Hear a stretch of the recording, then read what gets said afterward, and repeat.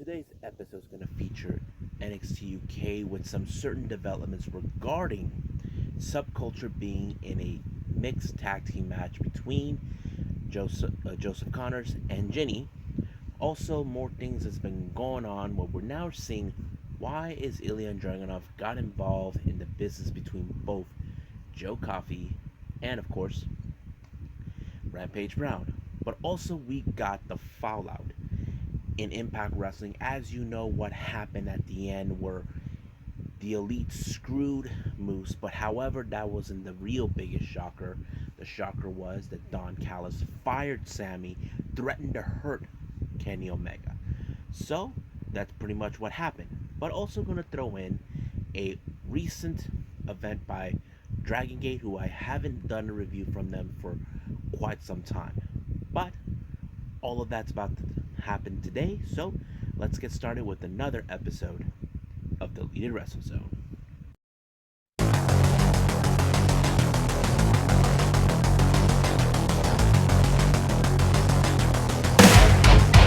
Are you ready? Get up, get up! Get up, get up! Get up, get up! Get up, get up! Get up, get up! Get up, get up!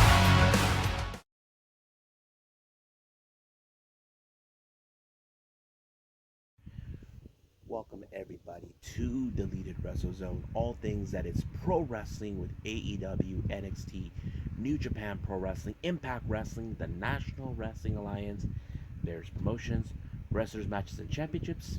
I'm your host, J-Rod here. So let's begin with NXT UK. The opening match is Gallus member Wolfgang challenging the loudmouth, very arrogant person, Sam Gradwell. Now, this match was set because what happened is it appears that Gallus members, both Wolfgang and Mark Coffey, decided to challenge themselves. So out of nowhere, Sam Gradwell awkwardly entered while they're trying to discuss who will be their opponent. And that's pretty much it. However, you can guess that Sam Gradwell's opening his mouth did not work.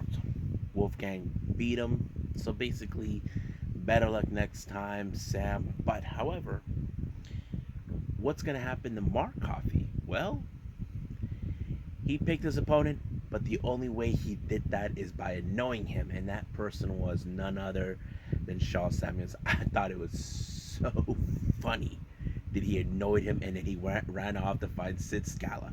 I thought it was the most hilarious thing I've ever witnessed. Now, as you know, last week we have a brand new NXT UK Women's Champion. Many female wrestlers from not only from the NXT brand and the NXT UK, but also the main roster talk how excited to see that Meiko Satomura, very legendary Yoshi wrestler for 26 years, have done it. All except for Amela, who is this female superstar from the NXT UK brand, who in fact was feeling that Meiko Satomura robbed her of her opportunity. You see, if you guys recall, Zaya Brookside was supposed to be in that gauntlet match, but however, Amelia took her out, thinking she was going to be rewarded for an opportunity. However, Ciscala decided not to.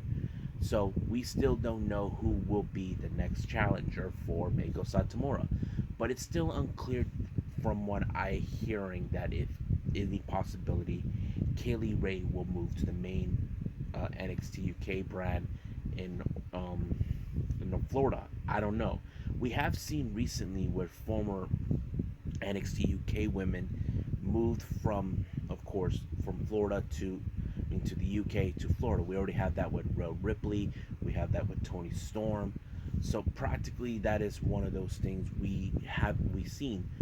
But is Kaylee Ray gonna be moving? We know the Triple H wants to have Walter there, but Walter is not planning to move. So it's still unclear on that yet. But we'll see what happens down the line. Now the next match we have is Danny Jones against the new improved Kenny Williams. As you know, he has changed ever since he beaten Amir Jordan. Um, to be honest with you, I wasn't too much pumped on this match, bro. It was a very interesting now to see Kenny Williams be a heel. So practically, I don't know if there's going to be any story build-ups with him with anybody, but he did win the match, as usual by cheating his way through. Uh, then we have that little discussion about I mentioned in one of the previous episodes we had in the end between Joe Coffey and Rampage Brown confronting each other, but we saw Ilya Dragunov.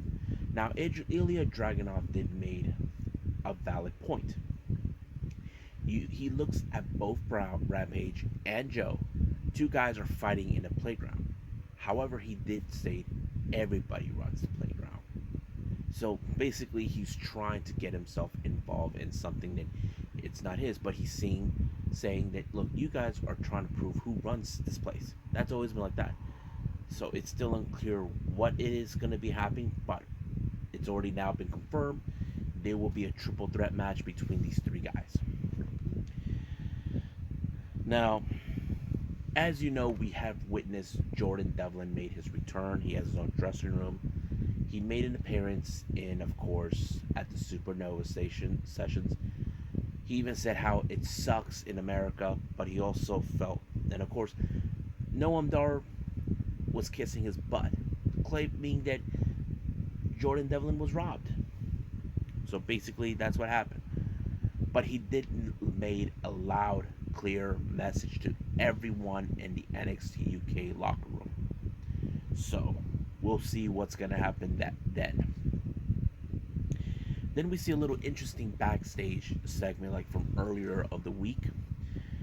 Dave Mastiff was at the Performance Center down in the UK, checking out some training sessions. You see Tyler Bate and Jake Starr's training. However, something happened.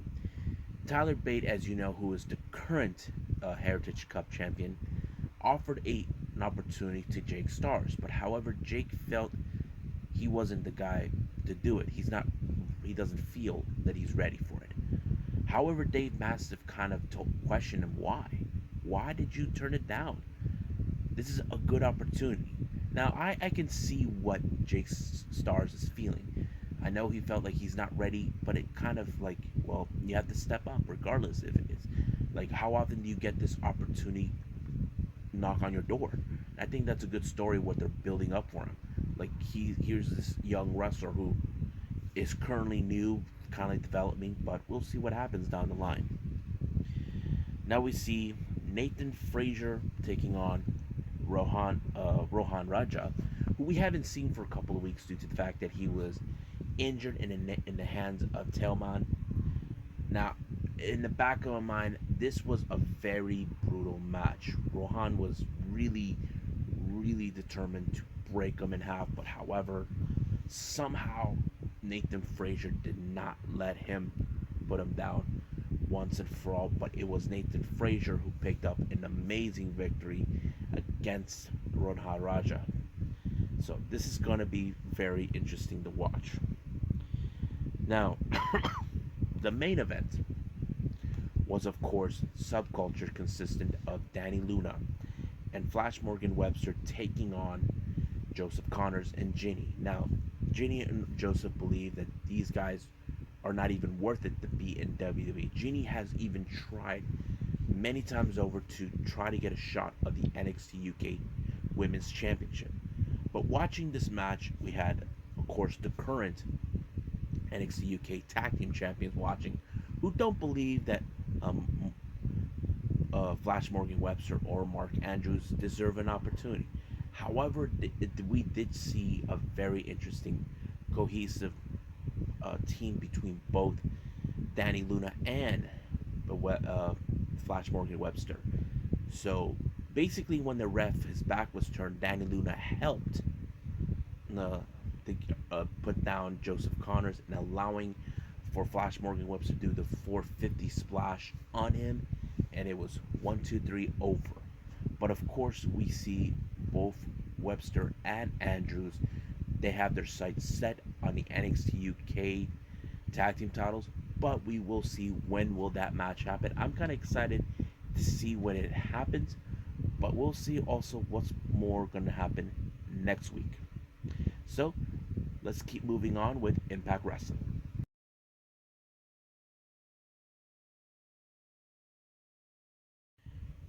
Okay, as you know what happened right now, Impact Wrestling are in their fallout after what happened this past Sunday at Against All Odds.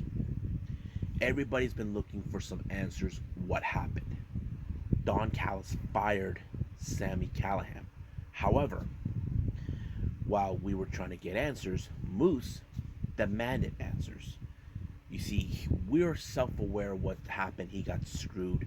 He's demanded a rematch against Kenny. However, it was later revealed that the owners of Impact Wrestling, Anthem, the network Anthem, who brought, I think that's the name, the owners of Impact Anthem, are sending their representatives to address the situation that happened.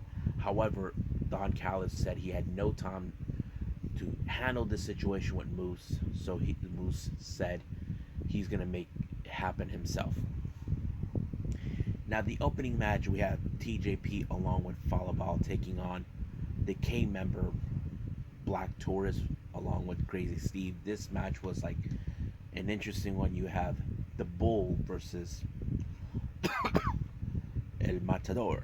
Basically, it was a very intense match between Black Taurus and TJP, but somehow he was able to pull it off when he applied the Black Mamba on him, and it 1, 2, 3, it was over.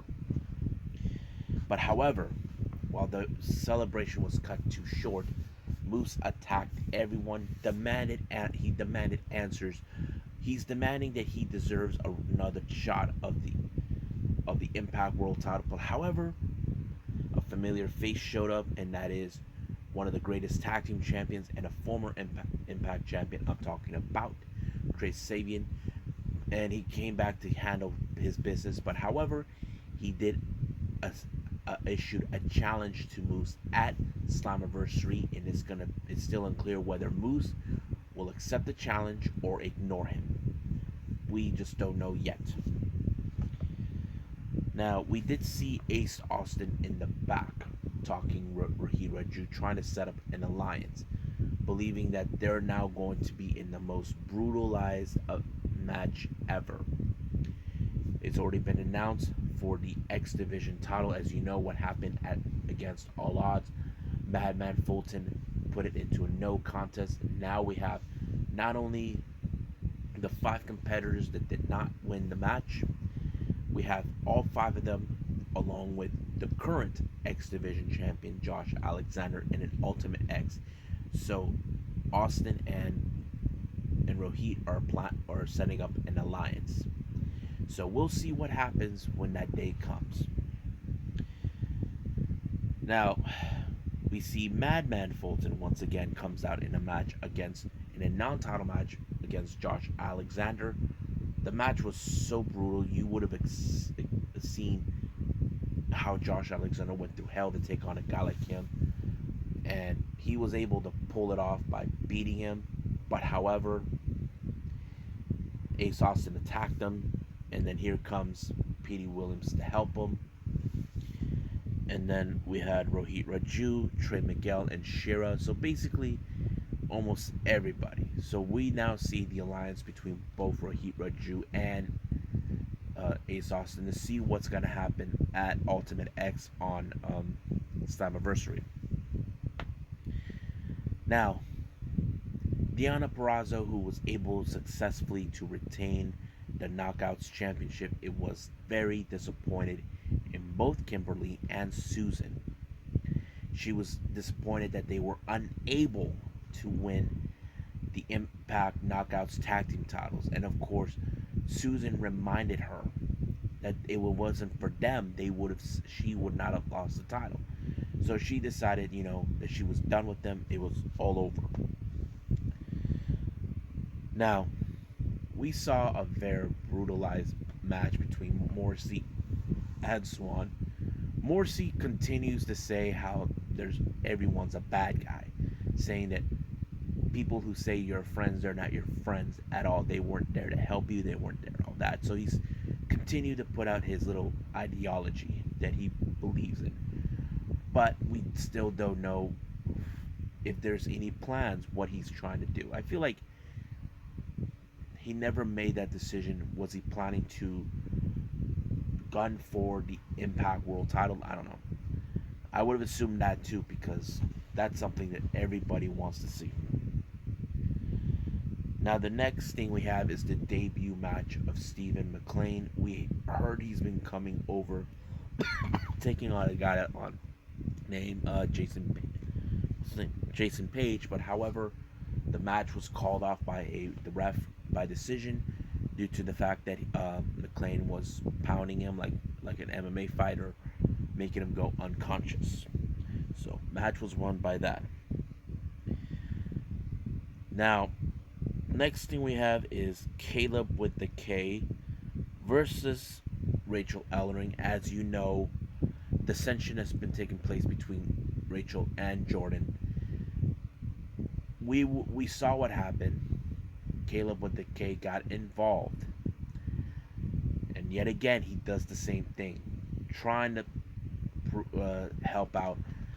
Now I don't know if Rachel Ellering will plan to get her payback against Caleb, but however, her possible relationship with Jordan is maybe falling apart due to what's been happening with them since they lost the Knockouts tag team titles to Fire and Flavor. Now, speaking of Fire and Flavor, they decided to gloat, saying they are the best Knockouts tag team champions. The first person to go is the guy cleaning the floor. He doesn't know who is the Knockouts tag team champions. Then the guy pick up the trash, and then here comes Rosemary having a little fun. Then Havoc. But the best part is they toss Kara Hogan in the trash, and guess what she found in the trash? They found a bag that says Mickey. Now I don't know if that's a direct shot towards WWE after what happened. If you guys know this, Mickie James was a TNA star a few years back, since her first left with WWE. So I don't know if that's the first shot, but we'll see what they say the following day. Now, we did saw TJP, who was with Fallout, annoying Scott D'Amore over everything. But however, they bump into Decay. Fallout Ball decided, let's set up a tag team match, and of course, they accepted. Now, the final match, we have Rhino along with Violent by Design taking on Kojima. Now, here's the stipulation they set out. If Kojima wins this match, he and Eddie Edwards will have a shot of the Impact World Tag Team titles. The match was so brutalized. Somehow Rhino was able to counter certain moves, but however, you cannot beat a legend like him. He actually put him in a clothesline. It was already done. We are set to see Kojima and Eddie Edwards team for the Impact World Tag Team Champions. Now, however, the Impact wasn't done yet. Sami Callihan was not happy and thrilled that he was fired, but Scott D'Amore has been trying to stay on his good side, trying to tell him, look, I understand you got fired. I didn't want this. And, he's trying to stay on his side. He's trying to tell him I had nothing to do with it. But however, Sami, who was out of his mind. Now, Callis shows up out of the blue saying, I told you so. He's a nut job. So he's trying to tell him that it was the right call. But however, Tommy Dreamer showed up. Everybody thought, oh, he's just going to say something. But it turned out he is the representative for Anthem. But he didn't go over the Moore's head. He went straight to them to tell them what's been going on. Now, I did mean there was a lot of question has been happening. Callis, in the other hand, has been mostly was he acting as an EVP or putting his power on Kenny's first? That is one of the things that's been happening. So, apparently, Tommy said by the decisions of Anthem, they said Sami has been reinstated, which Don Callis did not take. But however, someone was gonna get fired, and at first, it, Callis thought it was, of course, the more, but it was Don Callis. He was not happy that Anthem made this decision, said he's going to talk to them. So, but however, when he was leaving, Sami Callihan threatened him, saying that he's going to make him watch Hurt Kenny, and he's going to enjoy it. Now, I did mention a while back that the more is no longer part of the EVPs. Basically, he has been slowly stepping away from it, and he was also part of the creative team. But this time, we don't know yet if AEW will offer him a job, but we'll see what happens. But for now, let's just move on to the last review where we have Dragon Gate. I think that's what we're going to do right now.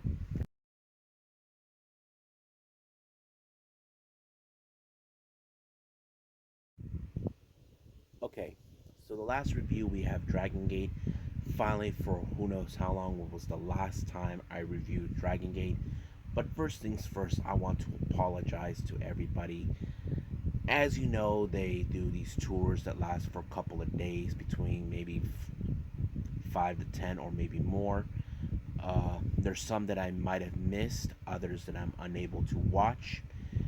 No, I don't have the Dragon Gate network. I watch it on watchprowrestling.com, which is a stream service where they put wrestling matches matches from various promotions, not only like WWE or AEW or Impact, but also New Japan, Dragon Gate, DDT. That's where I watch money. So that's the reason. But again, I apologize. I'm still trying to catch up with everything. In the near future, if there's any events that I might have missed, I apologize in advance. But right now, let's do this one right now before we end the episode. This event is called Gate of Truth. This took place on the 26th of February. This was day 9 for them. The first match of the night was Natural Vibes, consisted of UT, Geki Origuchi, and KZ. But earlier, before the match even started, they received a surprise visit from Masato Yoshino. Now, Masato Yoshino is currently retired. He had to retire due to the fact of his neck injury. He was supposed to retire last year, but the pandemic kind of messed it up. But this time he is retired. Now, continuing with that, the match was not only Natural Vibes. We have K-Ness, Shuji Kondo, and Masakai Mochizuki. It was a good match, not like one of the best ones, but however, seeing Natural Vibes become new now since the recruitment of UT joining them, it kind of felt like now their Natural Vibes are getting back on track. They haven't been Natural Vibes for over 2 years since the generational war took place in 2019 through 2020. So it was a good match, but it was KZ who picked up the victory for Natural Vibes. The next match, we have a singles match. We have Punch Tominaga taking on Kagetora. This is the first time Punch Tominaga has been acting more and more as a singles competitor. In recent months before this, he was actually having down on his luck, bad luck, not winning singles matches, but somehow by miracle he was able to beat Kagetora. Now, the reason I say this, Kagetora, he was trained by Ultimo Dragon. So, it was very interesting, but I think in the promo, he was very ecstatic and happy that he was able to get his first victory, which is cool. Next match, we have Don Fuji teaming with Ultimo Dragon taking on Red, Diamante, and Hayo. This was one of those brutalized matches, but however, Red, which is the only villain faction within Dragon Gate, the other members of Red will be there to back them up to ensure the win, and they were able to do that by pinning Don Fuji, and of course, Red won this match. The next match we have is the Royal Sambo Battle Royal. There's been a lot of wrestlers that were in there, so I'll tell you who was in it. we have Takashi Yoshida, Konomama Ishikawa, Yusuke Santamaria, Shaji Hoko Boy, Mondai Ryu, SB Kento, Okutimo Dragon, Tsuboshima Shisa, Zuzu Yokosuka, Ryo Satu, La Estrella, and Yasushi Kanda. This match was everywhere. I mean, there were some funny moments, even some great uh, spots. I saw great spots from Estrella, but however, the match somehow goes to Konomama Ishikawa when he pinned Takashi on this one. I was like, wow, he actually pulled it off. I would have assumed Takashi was going to win this match, but no. Now, the next match we have Masquerade, consistent of Dragon Lee, Minoru Kota, and Shun Skywalker taking on RED's Kazuma Sakamoto, Kai, and BB Hulk. Recently, we have seen RED were able to defeat Masquerade because right now I think Ishida, what was his name? Kaito Ishida, he's targeting Shun Skywalker, who is the current Open the Brave Dreamgate champion. So basically, he wants that title so bad. And somehow, like always, RED always wins their matches by cheating their way through. We're still waiting for the return of Dragon Dai, who was out on injury. In the final match, the main event, we have RED, Dai Inferno, Hip Hop Kikuta, Kaito Ishida, and Eita taking on Ben K, Dragon Kid, Keisuke Okuda, and Yamato. These guys are now a new faction. At the time, they did not have a name, but right now, I should tell you, since I'm a little behind on this, they call themselves High End. So basically, they're a new faction, and they were able to prove themselves that they are a faction to remain. And it was an impressive match when Okuda pulled off an amazing armbar submission, allowing for his team to win. However, RED were not too pleased with the win by High End, and of course they vowed to get even with them, which is something they tried to do. But however, Dragon Kid, Yamato, Ben K, and Okuda will not back down from a fight against RED, since they're a pain in the butt to them. And not to mention, they got unfinished business with them. This dates back to the generational war. Well, I hope you guys enjoyed this episode of me reviewing NXT UK, Impact Wrestling, and of course throwing in Dragon Gate for you guys, which was a long time I haven't done it. Apologize if there's some days I missed of Dragon Gate. The network, the streaming or network that I watch it, don't have it.